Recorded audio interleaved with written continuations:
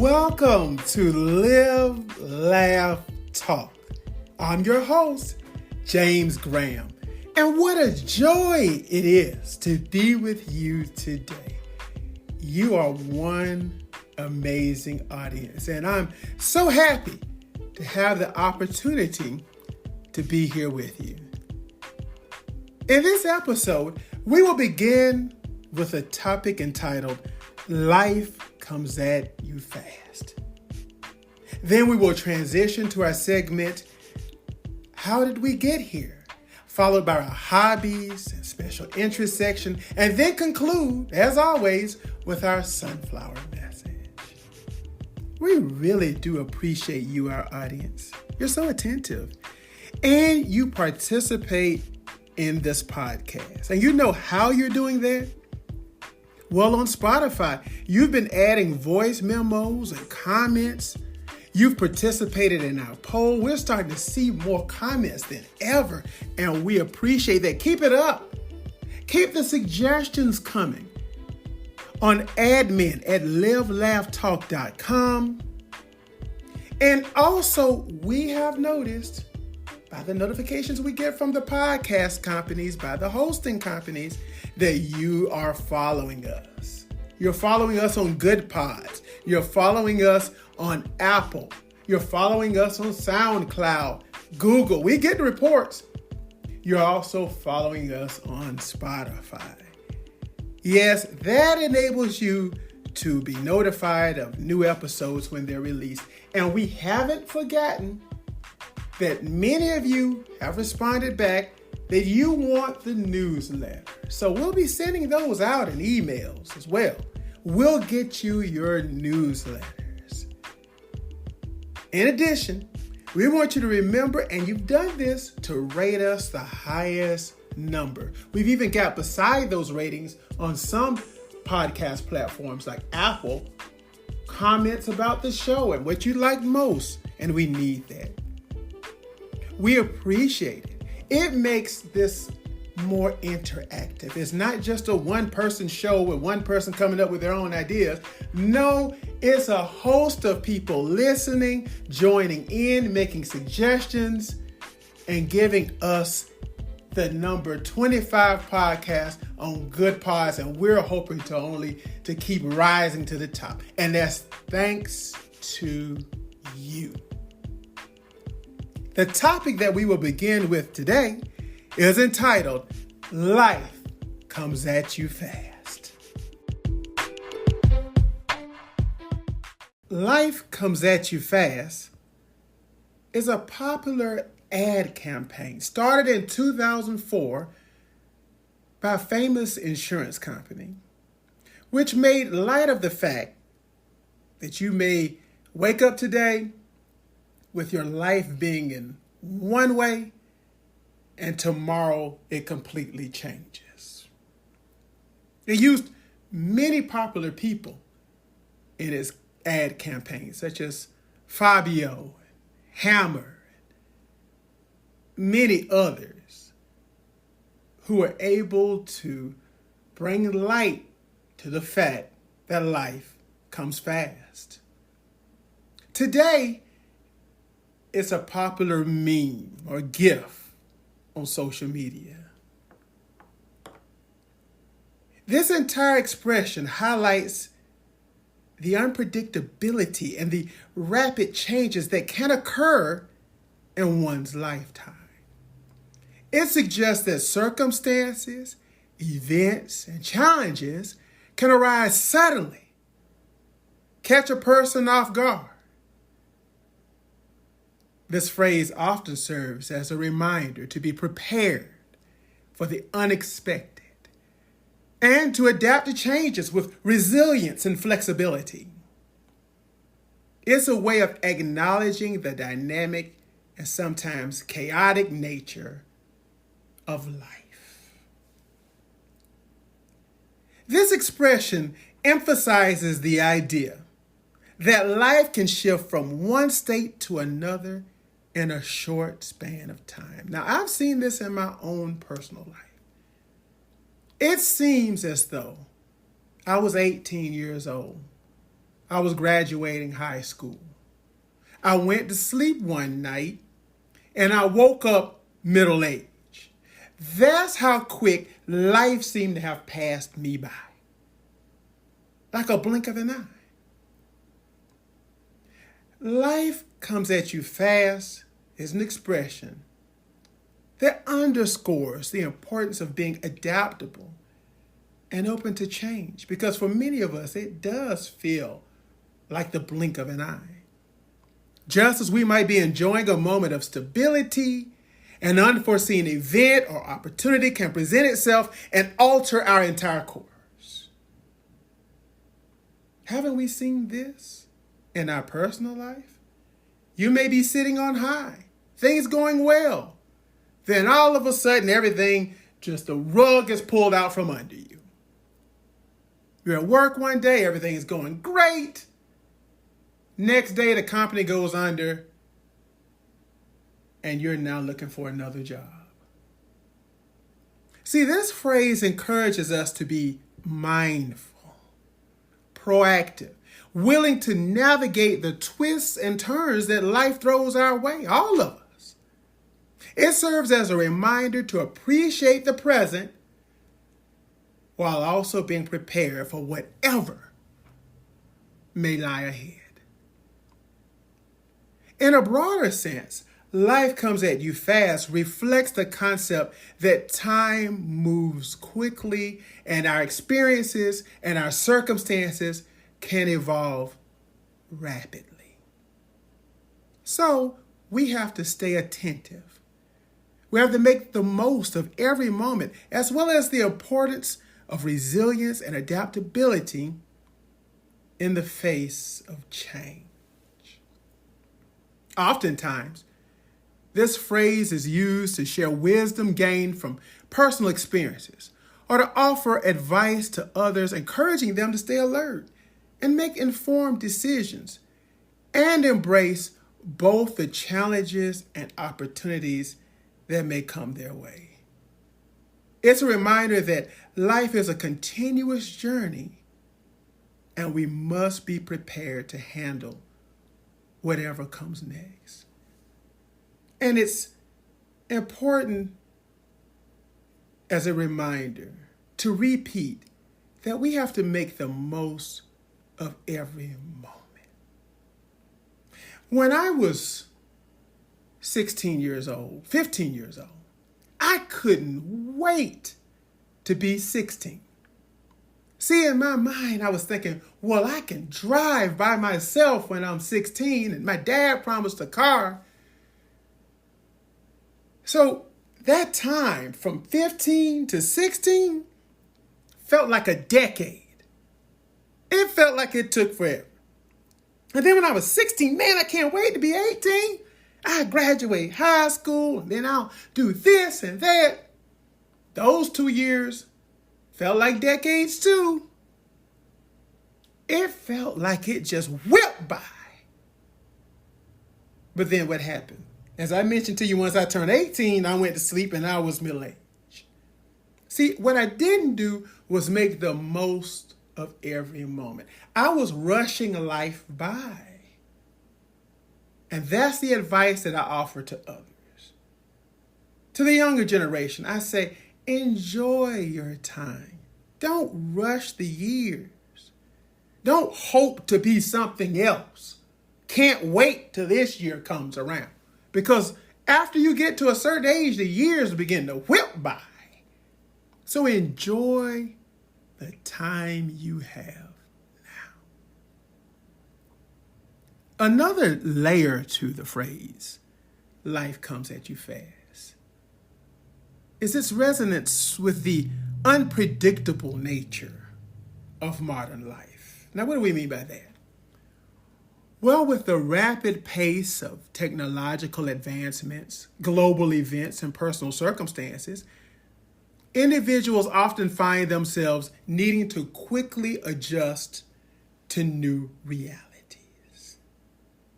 The expression captures the essence of how life can swiftly transition from calm to chaotic, or from mundane to extraordinary, catching us totally by surprise. Now, we mentioned the rapid pace of technological advancements, and don't we see that today? Think about it. Just a few years ago, a flat screen TV would cost $8,000 to $10,000 when it was 45-inch to maybe 50-inch. Crazy numbers. Today, that TV would be considered an antique. Nobody would have a plasma, for instance, around right now. It's an antique. And TVs that are much larger, much better, more technologically advanced will cost you pennies on the dollar in comparison. A 75-inch today will cost you about $550, or even better on Black Friday. We talk about the rapid pace of global events. Overnight, things change. One day, a country is at peace with its neighbor. The next day, there's war. And within our personal circumstances, rapid pace happens all the time. A person can find themselves today in high school, tomorrow in college, the day after that, married with children. Everything changed, it seems, overnight. The phrase can also be interpreted as a cautionary reminder to not take things for granted. We have to appreciate the good times. Make the most of opportunities. Be prepared to handle challenges that may arise unexpectedly. And this I remind people all the time, that we may have to acknowledge the transient and unpredictable nature of life. In that, we're prompted to cultivate a sense of mindfulness, self-awareness, and a willingness to learn and grow from our experiences. If we learn from things that happen in life, we're better when things may happen again that challenge us. Or we may be able to teach others or forewarn them so that they don't have to go through certain things that we have learned our lessons from. In summary, life comes at you fast, encapsulates the idea that life is dynamic, ever-changing, and often full of surprises. Are you ready? See, this expression serves as a call to remain adaptable, resilient, and appreciative of the journey, regardless of the twists and turns that may lie ahead. Again, are you ready? If not, let's make ourselves ready. Let's be mindful of the fact that life is just not going to go like a plot in a movie. It's not going to be written out and everything come at us easy. It's going to often change. It's going to often surprise us. But we need to make sure that we are adaptable.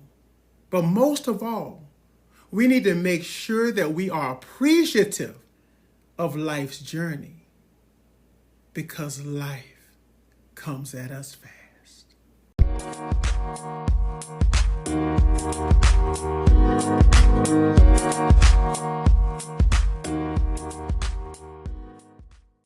Every year it seems that there are new words and terms that come along that are popular or used frequently today that wasn't even a term 5 years ago.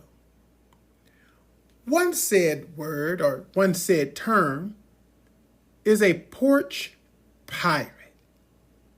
What is a porch pirate? Well, that's someone who preys on parcels and steals them from homes or right off the porch of that home. See, these thieves can strike in any area or neighborhood at any time, and they target all sizes of packages. Now, what do they hope to gain? Well, they steal packages with the hopes that it has some valuable item they can sell, such as a computer or a gaming console. Now, you at home, ordering your packages, you're ready. You're happy. It's like Christmas time in July, as they say. And these days, you can get almost anything delivered. You can get clothing, groceries, medication, pet supplies. It's a convenience that we appreciate. Some of us may have several packages coming off a shopping spree. Maybe we went a little overboard. Maybe we were on Amazon or we were on Etsy. We're enjoying our happy experience. We can't wait to get our package. You know who else can't wait? The Porch Pirate. It's a happy day for him or her too. Nearly 8 in 10 Americans have had packages stolen from them within just 1 year. This was in last year. This was in 2022 of that statistic. In 2022, Porch Pirates stole 260 million packages, estimated at $19.5 billion. That's billion with a B. So much so that 8 U.S. states have made package theft a felony. Now, we already know it's a felony with the United States Postal Service.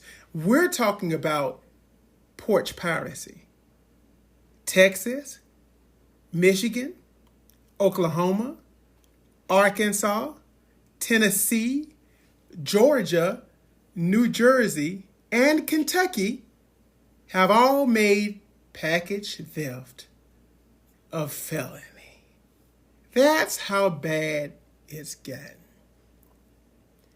Now, its peak time was during the pandemic because more people shopped online than ever before. Theft of parcels in general also tends to increase during the holiday season. When shopping is on the rise, so are incidences of porch piracy. A good thing is that most online retailers will offer customers a replacement or refund when theft is reported. But who wants to be robbed? Nobody likes that. As mentioned, the U.S. Postal Service mail is prosecuted as a federal crime. And as Americans gear up to travel more often this summer, they may leave their homes unattended, leaving themselves at a higher risk for having packages stolen. COVID-19 caused a large increase in e-commerce because $1.7 trillion have been spent online since 2020. 75% of Americans receive at least one package a week. 22% report receiving packages daily. 94% of porch pirates are 45 years of age and younger. 67% report being middle class. And porch pirates are both men and women. So this is not poor people coming to your house or some statistic we have in our heads. No, some of these people could be 45 or younger, middle class. We see men in our minds, don't we? Well, some of these could be women. And whether your package contains, like for me, I like bars of soap or certain things from Bath and Body Works. It could be a $5 bar of soap. Or it could be a $50 designer t-shirt. Maybe it's a $200 pair of Jordans. It could be a $500 Xbox gaming console. No matter what it is, no matter how much it costs, none of us want our items stolen right from under our nose. We view our home as our safest place, and we'll protect it at all costs. So having a porch pirate invade what may feel like invading our home is an epidemic. And 67% of us are falling victim. 22% has had more than one package stolen. 11% have had 3 or more stolen. Of that 67% of Americans, that's fallen victim. In the year 2022 alone, 79% of Americans fell victim to porch pirates, with more than half having more than one package swiped from their doorstep, causing an annual amount of loss of theft to more than $19 million. Now, again, we want to look at those numbers. And last year alone, it was 79%. But on average, since 2022, 67% of Americans have fallen victim. But all of that is a loss. And in 2022, that loss was again more than $19 million. Now, where do porch pirates like to hang out? Well, it's shown that they really like cities. They don't hang around in the suburbs too much or the rural areas. Now, that does not mean that they won't hit out there. It's just the numbers are low. And some states top the list with the value of items stolen. Alaska, Rhode Island, median values around $80. Oklahoma, same way around $75. Whereas you find coming down to the south, it's around $75 per item stolen. Hawaii, $66. Delaware, around $69. So nobody's safe. It's not there's a safe state. There's this, oh, I lived in this state, so no, it's happening anywhere. And it doesn't matter if you're in Alaska where it's freezing cold or you're in Hawaii where it's nice and warm. You could be a victim. What are these people stealing? What do you think? What comes to your mind as probably the most packages stolen, or from whom? Well, if you're thinking Amazon, you are correct. And that's not surprising. The United States Postal Service, FedEx, and UPS are most popular mail and package delivery services, but the United States Postal Service has the most packages stolen. Now, that would be a surprise out of those three, that it's the United States Postal Service. Because again, that's a federal crime, right? But of all of these, Amazon has the most at 52% of packages stolen. What do you think is the most stolen item? Clothing, followed by books, toys, health and personal care products. Not too far behind is the Postal Service, with 43% of packages from carriers stolen. And as mentioned, the others fall far behind, that being UPS and FedEx. They account for much lower incidents of stolen packages by porch pirates. But altogether, that's still a lot of stolen packages. Now, we can go through the many ways to prevent porch pirates. Maybe we can get tracking, schedule our deliveries. Maybe all of them come at one time. Amazon provides that. We may have went on a shopping spree. We got 6 different things coming from Amazon, but we can make sure all of them come together in one package. We could require signature. We could have these packages delivered to a post office box. We can get insurance. There's so many different things that we can do to prevent porch piracy. But the question that we must ask ourselves, because see, what we have is 8 in 10 Americans having packages stolen in 2022. 260 million packages, estimated at 19.5 billion, stolen in 2022. The question that we all must ask is, how did we get here?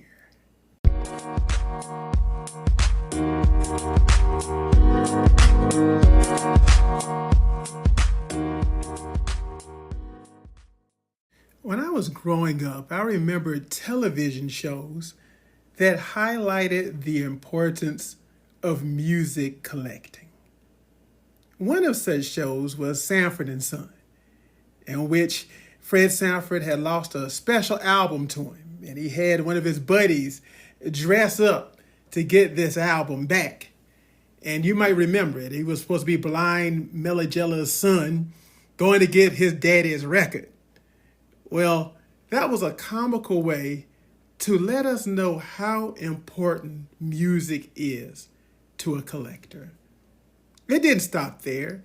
I remember one of the greatest gifts that the Cosby kids gave to their father on the Cosby Show was a jazz record he had looked for his entire life.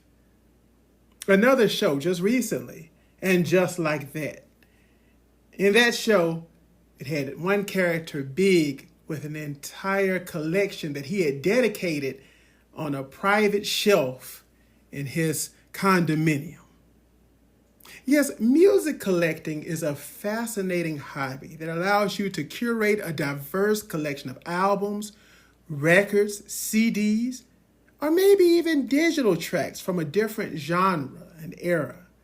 It can provide a sense of nostalgia, discovery, and appreciation for the artistry and history behind each piece of music. Whether you're seeking rare vinyl records, limited edition releases, or building a comprehensive digital library, it can be a rewarding and personal way to connect with your favorite tunes. Also, it can involve various aspects such as researching and tracking down specific releases, attending record fairs or auctions, and connecting with other collectors to trade or share insights. As you build your collection, you may uncover hidden gems, uncovering rare tracks or unique cover art that adds a sense of excitement to the hobby. The process of organizing, cataloging your collection can also be satisfying as you create a system to easily locate and enjoy your favorite pieces. Some collectors focus on specific genres, artists, or time periods, while others take a more eclectic approach, gathering a wide range of musical styles. Moreover, collecting music can offer historical and cultural insights, allowing you to explore the evolution of music, production, artwork design, and even technological advancements in formats like vinyl, cassette tapes, CDs, and digital releases. I know that I enjoy sometimes just looking at album covers. My mother had a great collection of music. And sometimes I just get lost in the album cover itself, the artwork design there. In addition to that, music can take you back to a certain time. Sometimes I can hear a song and I can imagine me as a kid listening to that. My dad had a favorite album that he would play by a group named LTD. Every time I hear any song off that album, I can see us going on a trip to the mountains my dad took us on. I can visualize everything. I can almost smell it just by that music. But there are other things, like we mentioned earlier, like historical advantages. Sometimes we can collect music and it can take us back to a period of time that might have been before we was even born.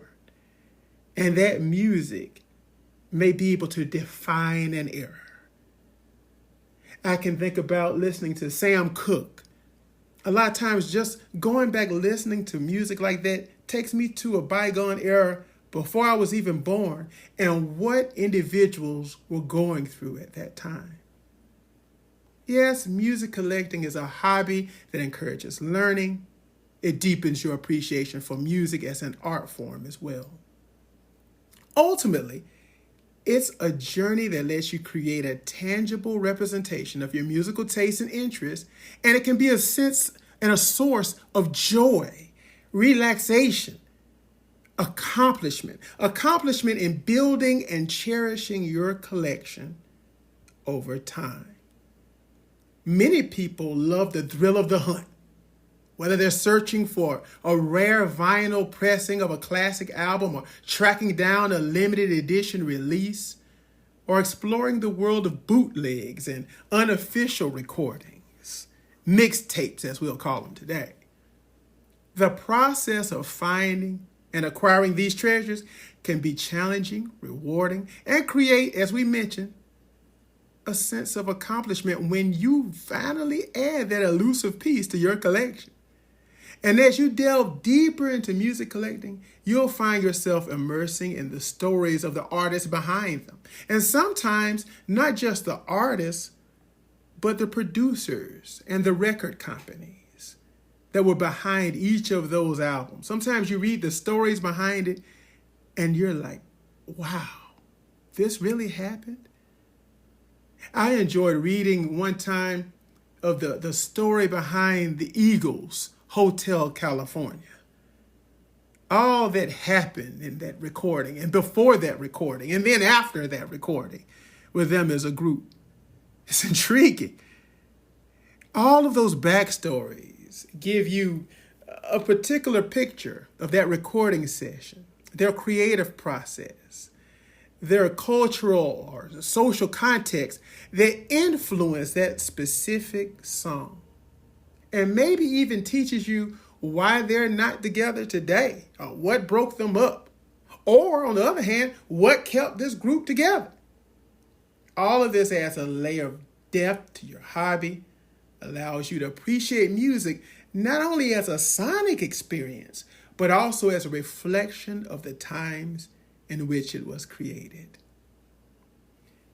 And we always encourage on this podcast coming together, people coming together. Well, in music collecting, there's a large group of people who enjoy coming together. Collectors are a highlight to music collecting, whether it's through online forums, social media groups, or local meetups. Some of these meetups have imitated old record stores where people can come through and flip through certain albums and give you a feeling of nostalgia, because we don't have record stores anymore. But those of us that remember them can get that nostalgia. And I've just found out that a friend of mine, he and I one day went to a record store and they were just giving away old albums. One of these old albums, they gave he and I a copy, and then they were like, well, we got just a bunch of them just sitting there. Y'all just take the rest of them. So we had 12 different albums. Well, we gave them to our friends. And then maybe 4 or 5 of them, we don't know what happened to them. Come to find out today, if we were to find those albums, they're worth $200 a piece. So there's a lot of opportunities for trading or things like that. But most importantly, coming together in these groups can give you a group of like-minded individuals that can provide insight, opportunities of trade, or collaborate on projects. And it'll give a sense of friendship. And we all need that. So music collecting can be a vital part of some individuals' lives as it reflects on their musical tastes, interests, and the journey that they've taken to acquire each piece. You can also be like in that show we mentioned, where the gentleman had his albums prominently displayed. Yes, you can have a collection in a dedicated space, and that can be your source of pride and also a conversation starter anytime somebody comes to the house. So in a world where music streaming and digital consumption dominate, music collecting offers a tactical and tangible experience that allows you to form a deeper connection with the music you love. It's a hobby that combines the joy of discovery, the thrill of acquisition, and the satisfaction of building a curated collection that tells a unique story.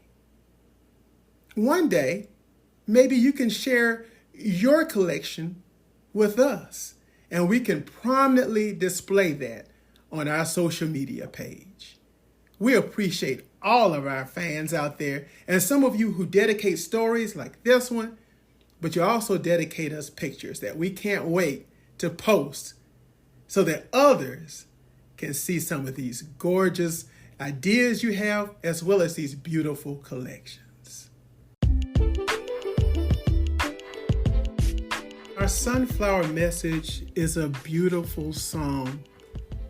That's a beautiful poem that each day that you wake up and you're in a mood, whether that's a great mood, sour mood, or what have you, you should play it at least once.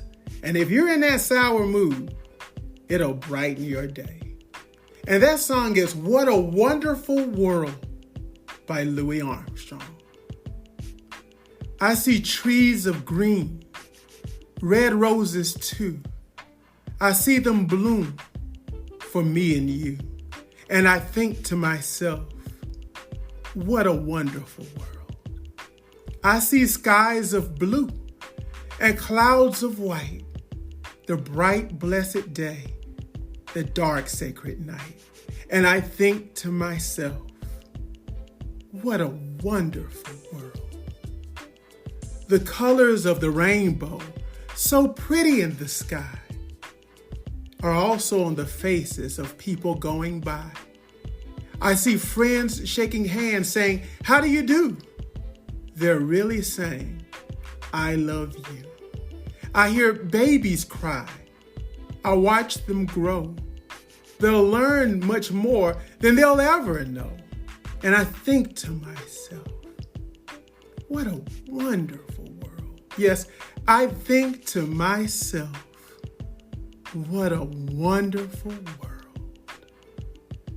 On Cash App, $Live, Laugh, Talk, and on Twitter at Live, Laugh, Talker. Also, Spotify has that $ for you to donate and support our podcast. Also, another way of support is telling your friends. And we see this. The numbers are increasing, and we see friends, family, colleagues, peers, bosses, students telling other people about us. And it's making our analytics change just a little. As we mentioned earlier in the podcast, we were in one specific demographic. Now it's trending toward another. What that means, there's people out there talking. And that's what we want. That's a way to support us. As a matter of fact, that is the way. Although donations help too. This is James and George's baby boy signing off. And as you know, I can't wait to talk with you again soon.